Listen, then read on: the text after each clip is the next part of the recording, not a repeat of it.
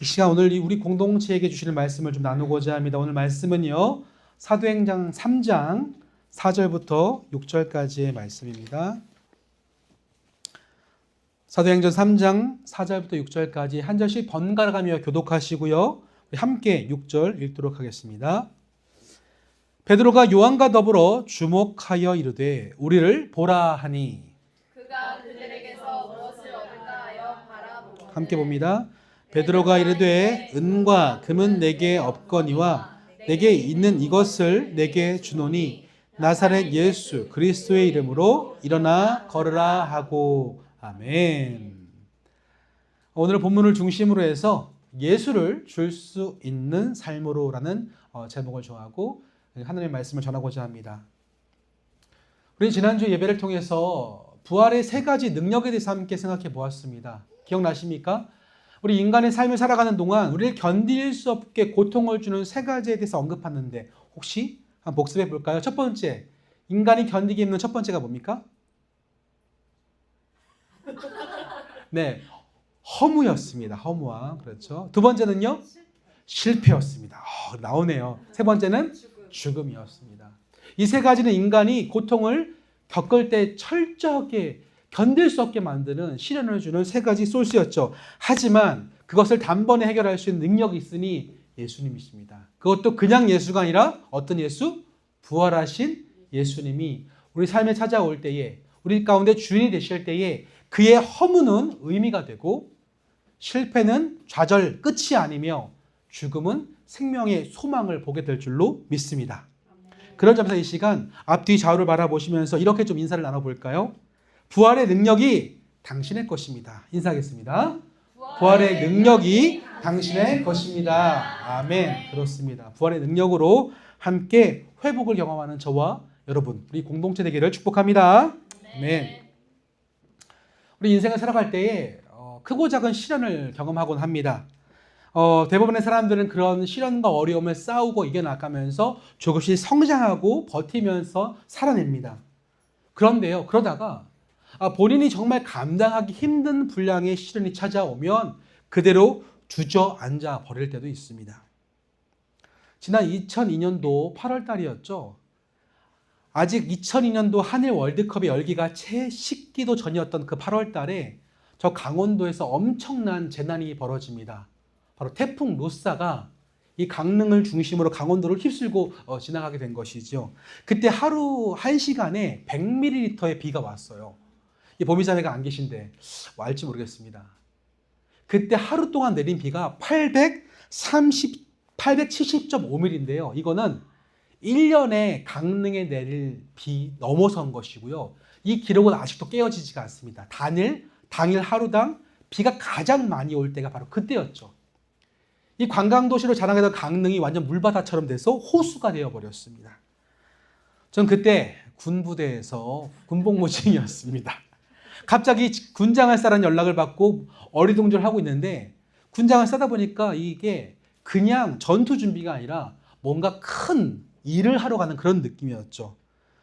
그냥 지시를 받고 트럭에 타서 홍천에서 강릉으로 이동하는데 그 강릉 언덕에서 내려다본 이 강릉 시내가 정말 끔찍했습니다.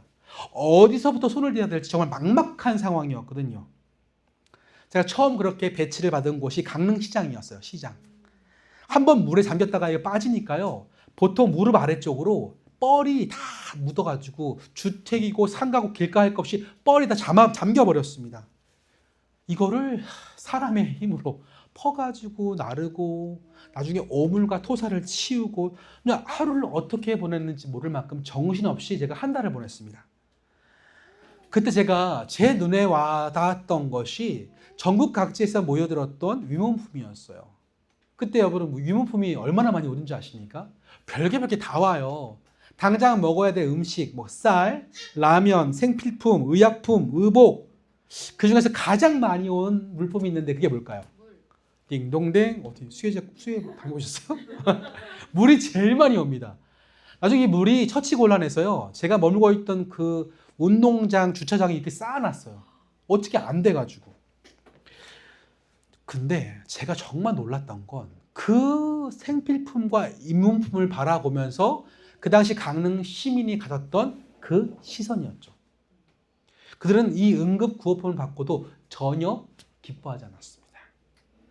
이상하죠? 오늘 살기 위해서 먹어야 되고요, 입어야 되고요, 챙겨서 자기를 보호해야 됩니다. 그런 필요한 물품이 왔지만 그들이 그런 구호물품을 바라보고도 전혀 기뻐하지 않았던 이유는 무엇이냐면 그들에게 진정 필요한 게 그게 아니었기 때문이죠. 지금 그들에게 필요한 건 삶의 터전입니다. 자신의 인생이었고 꿈이었죠. 그동안 읽어뒀던 자신의 인생과 삶의 터전과 꿈이 다 사라졌기 때문에 그 어떤 다른 대체제가 자신의 눈앞에 와도 성에 차지가 않는 거죠. 어떤 위로도 그들에게 위로가 될 수가 없었습니다. 이러한 상황은요, 우리가 인간으로서 큰 시련을 경험할 때에 주저앉게 되는 이유가 됩니다. 우리는요, 누군가에게 도움을 주고자 하지만 실제로 그것이 내가 필요한 게 아닐 때 우리는 주저앉아 버린다는 거예요. 여러분, 제가 1대1을 하면서 대부분의 사람들이 인생을 살아가면서 좌절하는 경험을 하는데 그 네 가지가 채워지지 않을 때 좌절함을 극복하지 못한다고 보고 있습니다. 아마 저와 함께 풍삼초 세 번째 시간을 공부하신 분들 알실 텐데 우리 인간에 필요한 건 네 가지가 뭔가요? 첫 번째 피? 또 하면 돼요. 괜찮습니다. 첫 번째 피는 봐요. 바로 인간의 쾌락, 플레저라고 하는 거죠. 두 번째는 인간의 원하는 두 번째는 바로 명예, 프레스티지고요. 세 번째는 인간이 바라는 것 세 번째는 파워, 권력이고요. 네 번째는 이 모든 것을 치환할 수 있는 가능하게 만들어주는 프로퍼티, 재산이라고 하는 거죠. 쾌락이란 뭡니까? 어려운 게 아니에요. 기쁨을 주는 거. 인간은 내가 기쁨을 얻고 싶은데 기쁨이 채워지지 않으면 좌절합니다. 두 번째, 명예라는 게 뭐죠? 명예는 유명인들만 원하는 게 아니라 명예라고 하는 건 누군가에게 인정받고 싶은 욕구죠. 우리가 인정받고 싶은 욕구가 채워지지 않으면요, 넘어져요. 세 번째, 파워, 권력은 단순히 정치인의 그 전유물이 아니라 누군가에게 영향을 끼치고 싶다고 하는 게 바로 권력입니다. 우리는 그게 없으면요, 되게 흔들려요. 그래서 네 번째, 이 모든 것을 가능하다고 끊임없이 우리에게 거짓말하는 프로퍼티, 물질이 있으면 그것이 쾌락이든 명예든 그리고 권력이든 다 얻을 수 있다고 끊임없이 우리에게 얘기하기 때문에 이것은 우리의 삶을 움직이는 동기부여가 돼서 그것에 적당히 안주하며 또 부족한 부분을 채우기 위해 달려가는 삶의 원동력으로 우리에게 강력한 재료가 되는 거죠. 그런데 이게 안 채워지면 그때부터 그 사람 마음속에요, 상실감이 차지하고 주저앉고 무너지게 되는 거죠. 누군가는 조금 덜 채워져서 더 채워야겠다고 막 달려갔는데 너무 안 채워지고 너무 가망성이 없으면 어떻게 되죠? 그냥 폭삭 주저앉아 버리는 거죠. 제가 1대1 할 때 그런 경험을 많이 합니다. 저분이 어떤 포인트에서 지금 주저앉아 있는지 보여요. 그런데 내가 그것을 도와줄 수 없다고, 진짜 필요한 게 채워줄 수 없다고 할 때 내가 과연 그분과 함께 이런 대화를 나누는 게 의미가 있을까? 저로 하여금 고민케 하더라고요.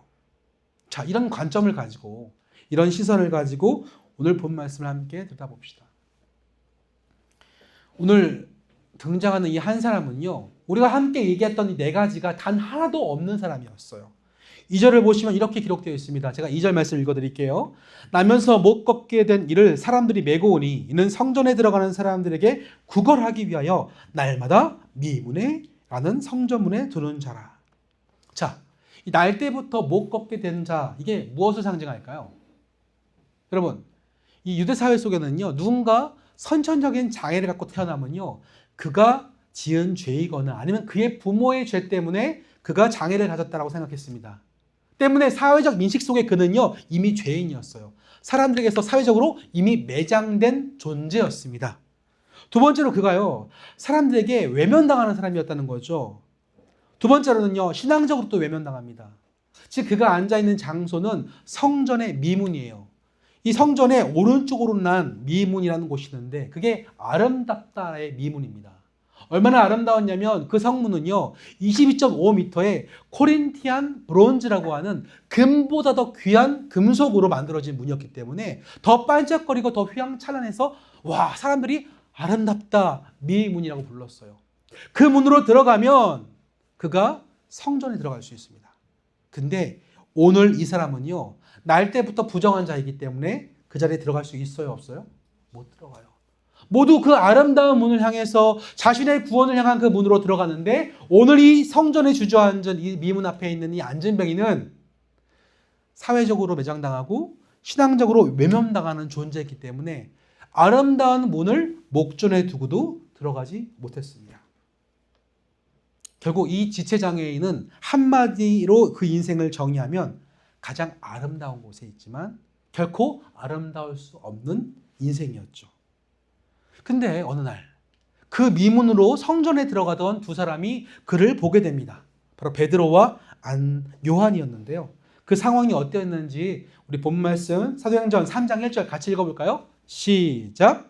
제9시 기도 시간에 베드로와 요한이 성전에 올라갈세. 자, 우리 여기서 주목해야 될 표현이 제9시라는 기도 시간이죠. 이 9시는요, 우리로 하면 오후 3시쯤 되는 시간이에요. 당시 유대인들은 하루에 3번 기도했는데 오전 9시, 정오 12시, 오후 3시였습니다. 특별히 이 오후 3시 기도 시간은 저녁에 제사를 앞두고 하는 기도였기 때문에 가장 경건에 대한 의미가 깊었어요. 그만큼 많은 사람들이 이 9시, 오후 3시 기도 시간에 참여하면서 많은 사람들이 성전에 모이게 되었습니다. 바로 그때 베드로와 요한도 기도하러 올라갔죠. 자, 우리는 여기서 한 가지 교훈을 얻게 돼요. 그게 뭐냐면 지금 베드로와 요한은요, 바로 직전에 무슨 경험을 했죠? 놀라운 경험 두 가지를 합니다. 첫 번째, 부활하신 누구? 예수님을 경험했어요. 놀라운 경험 아닙니까? 두 번째, 그 부활하신 예수님이 승천하신 다음에 누가 내려오셨죠? 성령 하나님이 임재하시고 충만케 되는 오순절 마가다락방을 경험한 상태죠. 부활하신 예수와 성령의 충만, 이 놀라운 경험을 했는데 그까지 뭐하고 있어요? 기도하러 올라간대요. 상상해 보세요. 그럼 누군가가 하나님의 놀라운 능력을 경험하고 나면 뭘 하고 싶어요? 이제 내가 하나님의 일꾼이 되어서 크고 놀라운 일을 해보겠다. 막 마음이 앞섭니다. 그죠? 일하려고 할 거 아니에요? 열정이 불타서. 근데 오늘 두 사람은 뭐 하죠? 뭐 했다고요? 기도했대요. 무슨 말이에요? 그 뜨거운 능력을 경험하고도 방방 뛰지 않고 그가 매일 루틴 따라 하나님과의 친밀한 관계인 기도에 힘썼다라고 하는 거죠. 뭔가를 하려고 하기보다 잠잠히 하나님의 시선으로 하나님과 연결되도록 그 관계를 친밀하게 유지하는데 집중했을 때 어떤 사건이 벌어집니까? 베드로와 요한이라는 사람의 눈으로 세상을 바라보지 않고 하나님의 시선으로 하필 그날 그 안진뱅이를 보게 된 거죠. 그 구절이 오늘 4절 말씀에 이렇게 기록되어 있는데요. 우리 4절을 같이 읽어볼까요? 시작! 베드로가 요한과 더불어 주목하여 이르되 우리를 보라 하니. 자, 여기서 주목하다는 단어를 주목해 봅시다. 안 오시시네요. 제가 노린 건데. 그럴 줄 알았어요. 그것까지 예상했어요. 다 주목하다라는 단어를 주목해 봅시다. 이 주목하다라고 하는 헬라어는요, 아센티조라는 단어인데 이 단어가 사도행전에 몇 번 쓰였을까요? 몇 번? 주목하세요, 여기를. 10번. 몇 번 쓰였다고요? 10번. 그 10번 쓰여졌던 이 동사를 쭉 정리를 해보면 한 가지 공통점이 나옵니다. 바로 뭐냐면 하나님의 사람들이 하나님의 마음에 뭔가 확 눈이 열려서 그것을 뚫어져라 쳐다볼 때, 주목하여 응시해서 뚫어져라 쳐다볼 때 이 동사를 공통적으로 사용하고 있어요. 그게 무슨 의미냐면 그들이 하나님의 시선으로 바라보지 못할 때는 그 안진뱅이가 아무도 아니에요. 타인이에요. 그런데 기도하면서 그 하나님의 마음을 품고 친밀한 교제 가운데 있을 때에 하나님의 시선의 눈이 확 열려서 그 사람을 바라보니까 주목하게 된 거죠. 오늘 뭔가 하나님이 일을 하실 것이다. 그래서 그날따라 이 안진뱅이를 주목하게 됩니다. 그때에 그 시선을 거꾸로 이 안진뱅이의 입장에서 봅시다. 자, 자신을 뚫어져라 쳐다보는 두 사람을 바라보면서 안진뱅이는 뭐를 기대했을까요? 오늘 저 사람들이 나에게 뭔가 던져주지 않을까? 동전 몇 입을 주면 오늘 나는 굶지 않고 오늘 먹을 수 있겠구나라는 그런 기대가 잔뜩 있었을 거예요. 그 표현이 5절 말씀 이렇게 되어 있습니다. 제가 5절을 읽어드리면 그가 그들에게서 무엇을 얻을까 하여 바라보거늘. 자, 이 베드로와 요한도 그를 주목했다면 거꾸로 오늘 이 안진뱅이도 베드로와 요한을 바라보고 있습니다. 여기서 말하는 바라보다라는 동사는요, 원래 이런 뜻이에요. 굳게 붙잡다, 꽉 붙들다. 여기서 이 안진뱅이의 간절한 소망이 보여지십니까? 이건 지금 나를 바라보는 저 사람의 시선을 꽉 붙잡고 있는 거죠. 아, 오늘 나 먹을 수 있다. 나 오늘 생존할 수 있다. 오늘 나 굶어 죽지 않을 수 있다라고 하는 그 간절함이 담겨져 있어요. 자신의 필요를 채울 무언가를 주리라는 기대감이 가득합니다. 그런데 이상하죠. 그 안진뱅이를 주목하고 있는 베드로와 요한은 그의 간절한 필요를 저버립니다. 그 안진뱅이가 간절히 필요했던 필요인 금과 은이 아니라 예상치 못했던 것을 던져주는데 그것이 바로 6절 말씀에 이렇게 기록되어 있습니다. 다 함께 6절 말씀 읽을까요? 시작! 베드로가 이르되 은과 금은 내게 없거니와 내게 있는 이것을 내게 주노니 나사렛 예수 그리스도의 이름으로 일어나 걸으라 하고. 아멘. 그 현장을 지나가던 베드로와 요한이 만약 하나님의 시선으로 주목하지 못했으면 자기 주머니를 뒤적거렸을 거예요. 오늘 동전 몇 개나 했지? 근데 그들조차 그에게 금과 은이 없는 상태입니다. 이런 경우에 그런 무력감을 느끼게 돼요. 난 이 사람이 필요한 게 뭔지 아는데 내가 도와줄 수 없다면 나는 뭐하죠? 책임감 때문에 무력감을 느낍니다. 내가 해줄 수 있는 게 없구나. 그래서 보고도 못 본 척할 수밖에 없는 게 우리 인간의 본성이에요. 그런데 그들은요, 하나님의 시선으로 이 안진뱅이를 주목하니까 그에게 뭐가 필요한지를 정확하게 보게 된 거죠. 뭐예요? 금과 은이 아니라 뭐? 예수 그리스도. 그분의 이름이 그 앞에 주저앉아 평생을 부정하다, 사회적이고 종교적으로 외면당하는 상황에서 아름다운 문 안에 들어가지 못하는 그에게 필요한 것이 무엇인지를 하나님은 베드로 요한의 눈에 보여주신 거죠. 그래서 외치십니다. 어떻게 해요? 내게 있는 이것을 너희에게 주노니 나사렛 예수 그리스도 이름으로 일어나 걸어라. 바로 베드로와 요한은 그 안진뱅이에게 예수를 주게 되어집니다. 자, 이럴 때 결과는 어떠했습니까? 여러분 예상하시는 대로예요. 베드로가 손을 잡아 일으키니 그가 한평생 주저앉았던 발목과 발에 힘이 들어서 일어나게 됩니다. 그냥 일어나는 정도가 아니라 막 걷고 뛰면서 평생 처음으로 그 아름다운 문 안에 들어가서 성전 안에 들어가서 걷고 뛰고 방방 날뛰면서 하나님의 이름을 찬송하고 영광을 높여드리는 장면이 그 다음에 쭉 이어지게 되는 거죠. 자, 그렇다면 사랑하는 성도 여러분, 오늘을 살아가는 저와 여러분들에게 이 말씀을 통해서 하나님이 전하시는 그 마음, 심정은 과연 무엇일까요? 여러분, 이 그리스도인 삶이란 어떠해야 됩니까? 지난주에 우리가 그리스도, 부활하신 그리스도를 말미암아 허무와 실패와 죽음을 극복한다는 것은 우리가 이 개인적인 차원에서 그리스도와 함께 얻을 수 있는 행복과 유익일 것이에요. 근데 오늘 우리는요, 이 부활의 삶이 나의 개인을 뛰어넘어 하나님의 나라로 확장되어야 함을 우리는 읽어낼 수 있어요. 오늘 이 본문은요, 그 부활의 내용이 확장되는 장면이에요. 부활의 능력이 주님이 나에게 능력이 되시면 내 개인의 회복뿐만 아니라 내가 머물고 있는 공동체도 회복을 시키시는데 그 회복해 하시는 장면이 오늘 이 안진뱅이를 통해서 보여지고 있는 거죠. 근데 우리가 그런 시선으로 내 주변을 바라보고 나도 우리 주변을 하나님의 나라로 회복시키고 싶다 이런 마음을 품고 보다 보면요, 정말 많은 결핍들이 눈에 보여요. 누군가는 기쁨을 누리지 못하고, 누군가는요, 누군가 인정받지 못해서 늘 자존감 때문에 힘들어하고, 누군가는 정말 누군가에게 인정받지 못할 뿐만 아니라 누군가를 지배하거나 컨트롤할 수 없는 무기력함 때문에 힘들어하며, 누군가는 이 모든 것을 수렴하고 있는 경제적인 문제로 말미암아 물질적인 문제가 해결되지 못해서 괴로워하고 있단 말이죠. 근데 내가 나의 눈으로 그걸 바라볼 때 내가 채워줄 수 없어요. 얼마나 무력한지 아십니까? 제가 지난주에 어떤 한 친구 자매를 1대1 하면서 참 마음이 많이 아팠어요. 이 친구가 필요한 게 이건데 그건 내가 줄 수 없는 거예요. 이 친구의 문제가 해결되기 위해서는 이걸 줘야 되는데 제가 못 주겠어요. 나한테 없는 거니까. Out of control. 제가 얼마나 1대1 하면서 힘들었는지 모릅니다. 주님께 이렇게 물었어요. 하나님, 제가 1대1 하는 게 맞습니까? 내가 줄 수 있는 게 없는데 이 친구의 문제를 해결하기 위해서 이게 정말 필요한데 이건 제가 줄 수 없는 거잖아요. 주님, 저 이거 만나는 거, 대화하는 거 맞습니까? 주님께 물었습니다. 근데 오늘 말씀이 저 안에서 떠오르게 하셨어요. 너한테 뭐가 있느냐?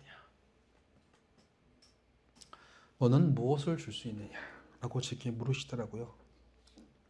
여러분, 아마 여러분도 그러실 수 있습니다. 이 말씀 들으시고 난 이후에 앞으로도 이번에 주변을 바라보실 때 아까 그 4가지의 결핍으로 말미암아 여러분은 주변이 다 힘들어할 거예요. 근데 그 이야기를 듣고 나를 통하여 내가 뭔가를 주려고 하면요, 이건 주지 못해요. 줄 수 있는 게 없어요. 왜? 나도 힘들거든요. 나에게 물질이 넉넉합니까?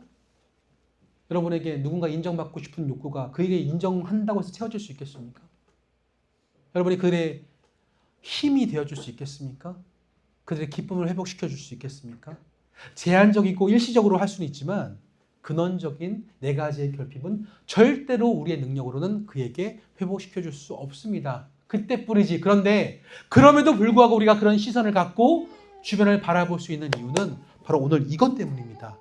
나에게 있는 것을 내게 줄 때, 내게 있는 것이 무엇일 때, 그것이 바로 예수일 때, 내가 그에게 예수를 줄 수 있다면 주님이 우리에게 말씀하시죠. 그것으로 충분하다. 그 예수를 통하여 하나님은 그의 삶을 회복시키시고 그 4가지 결핍을 뛰어넘어 예수가 그의 삶의 문제 해결의 원동력이 되었고 그 결핍의 온전한 회복이 되어짐을 그를 통하여 보여주시고 알게 하실 줄로 믿습니다. 자, 그렇다면 여러분, 우리 안에 뭘 점검해야 될까요? 따라해볼까요? 나는 예수를 줄 수 있는가? 문제는요, 이거예요. 내가 예수가 없으면요, 예수를 못 줍니다. 난 금과 음도 없을 뿐더러 예수도 없다 하면요, 오늘 이 앉은 명예는 아직도 평생 영원히 그 자리에 주저앉아 있을 거예요. 근데 그것을 줄 수 있는 내가 과연 예수를 가지고 있는가? 예수를 품고 있는가? 예수가 내 안에 계신가가 지금 우리에게 던져야 할 질문이라는 거죠. 2번째로는요, 그 예수가 무엇인가? 그 예수가 나에게 무슨 의미이고 나에게 어떻게 다가와 있는가를 내가 분명히 알지 못하면 그 예수를 전할 수가 없습니다. 그 의미에 대해서는 다음 주에 한번 설교 말씀을 통해서 함께 생각해 보려고 합니다. 그 예수는 나에게 어떤 의미입니까? 중요한 건 다시 돌아옵시다. 따라해 볼까요? 내 안에 예수가 있는가? 이 질문이 오늘 우리가 이 공동체에 주시는 제목 말씀처럼 내가 예수를 줄 수 있는가 앞에 선행되어져야 할 질문입니다. 말씀 정리합니다. 그런 점에서 내가 예수를 줄 수 있을 때 여러분의 섬김과 사랑은 결코 헛되지 않습니다. 예수만 주면 됩니다. 그 예수를 가지고 그에게 다가설 때 우리의 것을 나눌 수도 있고 우리의 것을 기꺼이 내어줄 수 있으며 내 인생의 시간과 내 에너지와 나의 사랑의 품을 그에게 기꺼이 내어놓을 수 있습니다. 예수를 줄 수 있을 때 말이지요. 이 질문이 한 주를 살아가는 여러분의 마음속에 쿡 박혀서 계속 묵상되어지기를 소망합니다. 내 안에 그 예수가 있는가? 시간 함께 기도하시겠습니다. 시간 함께 기도하실 때 3가지를 놓고 좀 하나님께 부르짖었으면 좋겠습니다. 첫 번째로 기도 제목은요, 이미 주님은 약속하셨지 않습니까? 내가 너 안에, 너가 내 안에 이미 거하고 있다고요. 이미 주님께서 내 안에 계시고 내가 주님 안에 있다고 말씀하셨습니다. 근데 그 믿음이 과연 내 안에 있는가? 주님이 내 안에 계심이 단순한 지식이 아니라 실제로 살아 역사하시는 하나님이 될 수 있도록 감각되어지도록 깨닫도록 인도하여 주옵소서. 더 기도의 자리에 나아가 주님과의 친밀한 관계 속에서 내 안에 살아계시는 부활의 능력을 경험하도록 도와주옵소서. 그것을 함께 기도하시고요. 2번째로는 그럴 때 우리가 하나님의 시선으로 세상을 주목하게 되어집니다. 여러분의 가족과 사랑하는 배우자와 자식들과 또한 공동체와 직장과 이웃과 내 주변의 사람들을 바라보게 되어지는데 그런 시선으로 내 세상과 주변을 바라보는 마음 달라고 기도하시면 좋겠고요. 3번째로는 내가 예수를 전할 수 있는 삶을 살아가도록 다시 내 안에 예수가 계심을 인정하고 고백하고 믿을 수 있게 달라고 이 3가지를 놓고 이 시간 주신 마음 붙들과 함께 통성으로 기도하시겠습니다. 하나님 감사합니다. 오늘 주시는 귀한 이 사도행전 3장 말씀을 통하여서 정말 매번 지나가는 그 삶의 현장 가운데 주저앉아있던 그 안진뱅이의 미문에게 오늘 베드로와 요한은 다른 것을 준 것이 아니라 바로 그들과 가지고서 그 유일하자 전부였던 예수를 전했던 이 장면을 우리에게 다시 한번 말씀해 주심에 참으로 감사합니다. 하나님, 우리도 그런 장면들을 마주할 때가 있습니다. 주님의 마음으로 살아가다 보면 이 안진뱅이와 같이 무엇이 필요한지 명확히 보이는 그들의 결핍을 마주하면서 우리가 정말 망설이고 책임감 때문에 무거울 때가 있습니다. 왜냐하면 나도 없기 때문입니다. 그의 필요는 나의 필요고 그의 결핍은 나의 결핍이기 때문에 하나님, 내가 어떻게 할지 몰라서 그 부담스러운 자리를 피하고 그 부담스러운 현장을 피하고 그 부담스러운 마음을 느끼고 싶지 않아서 그와 더 친밀한 길로 나가기를 아버지 중단하고 멈춰버리고 더 깊이 나아가지 않는 것이 바로 우리의 행태들입니다. 그래서 우리가 주님을 바라보지 못하고 주님께 기도하지 못하고 적당한 거리를 두며 아버지 하나님, 그 사마리아 사람이 그 현장에 나아가 선한 사마리아인으로 존재하지 못하고 우리가 그 자리를 외면하는 제사장과 레위인이 될 수가 있습니다. 하나님만, 오늘 그 자리에 하나님께 기도하며 나아갔던 아버지 베드로와 요한이 하나님의 시선으로 그 현장을 주목하였고, 그 주목할 때 하나님 마음으로 그 현장이 바라봐졌고, 그 속에 담긴 아버지 그의 마음을 헤아려 그에게 그가 가지고 있던 예수를 줄 수 있었습니다. 그런 점에서 그들이 함께했던 그 예수는 실제가 되었고 역사가 되었고 능력이 되었고 그의 삶의 원동력이 되었습니다. 주여, 지금도 이 삶의 네 가지 결핍 때문에 주저앉는 수많은 자들이 있습니다.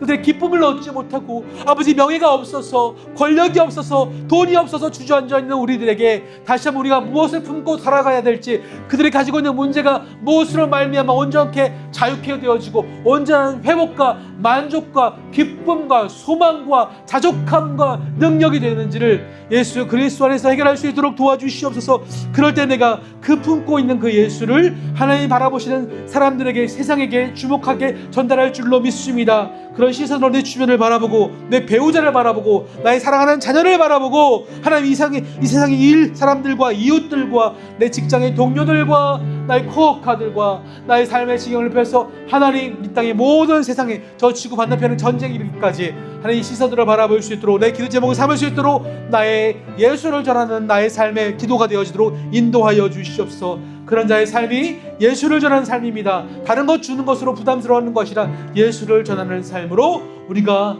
나가게 될 줄로 믿습니다. 예수가 내 안에 계심이 실제가, 경험이, 감각이 되어지도록 도와주시옵소서.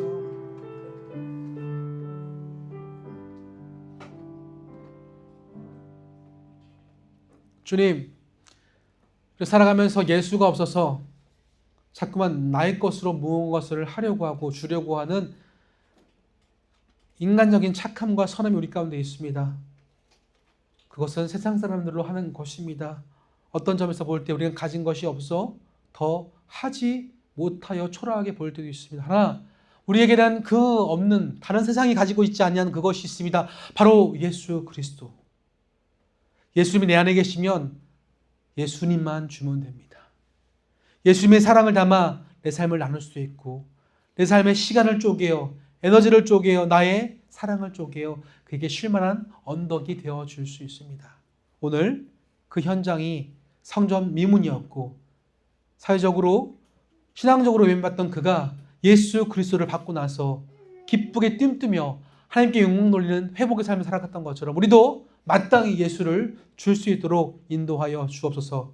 그런데 하나님, 혹시 내 안에 예수가 있는가라고 질문하는 분들이 있다면 한 주를 살아가면서 이미 우리 가운데 함께 하신 예수를 믿고 기도하며 하나님과 친밀한 관계 속에 그것이 믿어지게 하여 주시며 감각되어지게 하시며, 바라건대 이미 우리 안에 살아계신 그 예수님이 우리 가운데 함께하고 있다고 주님의 그 외침이 경험되어지는 놀라운 회복의 그 음성이 우리 성도님들의 삶의 현장 가운데, 가정 가운데 풍성할 수 있도록 도와주시옵소서.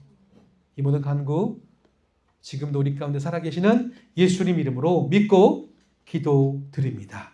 아멘.